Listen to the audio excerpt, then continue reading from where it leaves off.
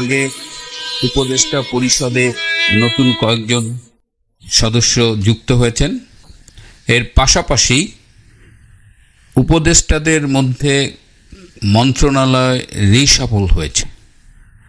আমরা অনেকেই খেয়াল করিনি যে স্থানীয় সরকার মন্ত্রণালয়টি উপদেষ্টা হাসান আরিফের কাছ থেকে আরেক উপদেষ্টা আসিফ মাহমুদের কাছে দেওয়া হয়েছে।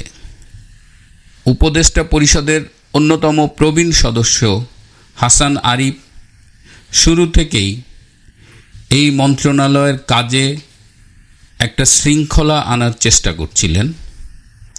এবং একটা ঘটনার কথা বলি, ঢাকার কাছে একটা সিটি কর্পোরেশনের প্রশাসক নিয়োগ করা হবে। তো একটি সূত্র হাসান আরিফের কাছে তদবিরে গিয়েছিলেন যে তার পছন্দের একটি লোককে যেন ওই সিটি কর্পোরেশনের প্রশাসক হিসেবে নিয়োগ দেওয়া হয়। আপনারা জানেন যে নির্বাচিত যে জনপ্রতিনিধিরা ছিল বিভিন্ন সিটি কর্পোরেশনে, পৌরসভায়, উপজেলায়, ইউনিয়নে, সবাইকে এই অন্তর্বর্তীকালীন সরকার এসে বাদ দিয়ে দিয়েছে। টোটাল দেশে নির্বাচিত জনপ্রতিনিধিদের সবাইকে তাদের পদ থেকে সরিয়ে দিয়েছে। এটি নিয়েও হাসান আরিফ কিন্তু ব্যক্তিগতভাবে এক ধরনের অস্বস্তিতেই ছিলেন।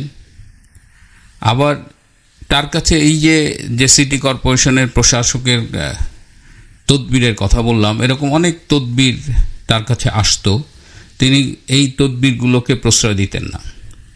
এই যে সিটি কর্পোরেশনের কথা বললাম, এই প্রশাসক নিয়োগে 20 কোটি টাকার একটা লেনদেনের আলোচনা হয়েছিল। যদি হাসান আরিফকে দিয়ে কাজটি করা যায় তাহলে ওই তদবির পার্টি 20 কোটি টাকা পাবে।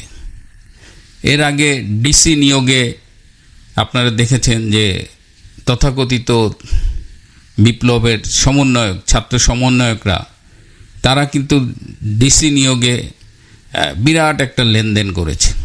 তো হাসান আরিফ থাকলে এই লেনদেনগুলোতে একটু সমস্যা হচ্ছিল, তাই তিনি অতিরিক্ত ভূমি মন্ত্রণালয়েরও দায়িত্বে ছিলেন।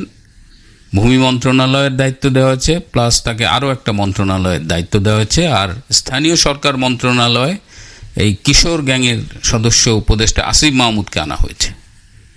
এটার দুটো কারণ। একটা হলো যে আসিফ থাকলে সমন্বয়ক এবং অন্যান্য তদবিরবাজদের একটু সুবিধা হবে, এই লেনদেনগুলোতে তখন আর হাসান আরিফের মতো কেউ বাধা হয়ে থাকবে না। দ্বিতীয় হলো, আপনারা খেয়াল করেছেন যে আবার সেই কিংস পার্টি গড়ার জন্য ইউনূস সাহেবের লোকজন নড়াচড়া শুরু করেছে। ক্ষমতা নিয়ে তারা একবার চেষ্টা করেছিল সারা বাংলাদেশে বিভিন্ন লোকজনের কাছে, বিএনপি, আওয়ামী লীগ বা স্থানীয় পর্যায়ে যারা একটু জনপ্রিয়, তাদের সবার সাথে যোগাযোগ করেছিল এবং সেই যাত্রায় কিন্তু তারা ব্যর্থ হয়েছিল। এবার তারা জাতীয় নাগরিক কমিটি করেছে এবং নাগরিক কমিটির মাধ্যমে তারা ডিসেম্বরের মধ্যে প্রত্যেকটা উপজেলা লেভেলে তারা একটা কমিটি করবে এবং এটাকেই তারা কনভার্ট করবে কিংস পার্টিকে। এবং আগামীতে যখন নির্বাচন হবে, সেই নির্বাচনে এই কিংস পার্টি তারা অংশগ্রহণ করবে। এটাই আর কি সোফার তাদের প্ল্যান। যদিও এই প্ল্যানটা আদৌ বাস্তবায়িত হবে কি না, বা কিংস পার্টির ইতিহাস কিন্তু গত 20-30 বছরে ভালো না। 2007 সালে যখন ফখরুদ্দিন মঈনুদ্দিনরা চেষ্টা করেছিল কিংস পার্টি করতে, ফেরদৌস আহমেদ কুরাইশিকে দিয়ে এবং বিভিন্ন রাজনৈতিক দলের টোকাইদের ভাগিয়ে নিয়ে, তারা কিন্তু সবাই ফেল করেছে। এবং এবারেও যে কিংস পার্টি সফল হবে সেই সম্ভাবনা খুব কম। হবে না, এটা বলে দেওয়া যায়, সম্ভাবনার কোনো বিষয় নাই। কিংস পার্টি, ইউনূসের কিংস পার্টি ফেল করবে, কিন্তু তাদের চেষ্টা আছে যে এই কিংস পার্টি দিয়ে আগামী নির্বাচনে তারা ক্ষমতাকে কুক্ষিগত করবে। এবং এই প্রক্রিয়াগুলোকে দেখভাল করার জন্য স্থানীয় সরকার মন্ত্রণালয়টা তাদের দরকার ছিল। এটাও একটা কারণ এই আসিফ মাহমুদকে এই মন্ত্রণালয়ে নিয়ে আসছে। এক হলো রাজনৈতিক একটা খায়েশ, আর দ্বিতীয় হলো লুটপাটের সুযোগগুলোকে কাজে লাগানো আর কি। কারণ এই স্থানীয় সরকার মন্ত্রণালয়ে আগে আমরা দেখতাম যে দল ক্ষমতায়, যে রাজনৈতিক দল ক্ষমতায়, তাদের সাধারণ সম্পাদক বা মহাসচিবই সাধারণত এই মন্ত্রণালয়টি চালাতেন। আমরা দেখেছি মান্নান ভূঁইয়াকে দেখেছি, সৈয়দ আশরাফকে দেখেছি। এর আগে এই ব্যারিস্টার আব্দুল সালাম তালুকদার ছিলেন।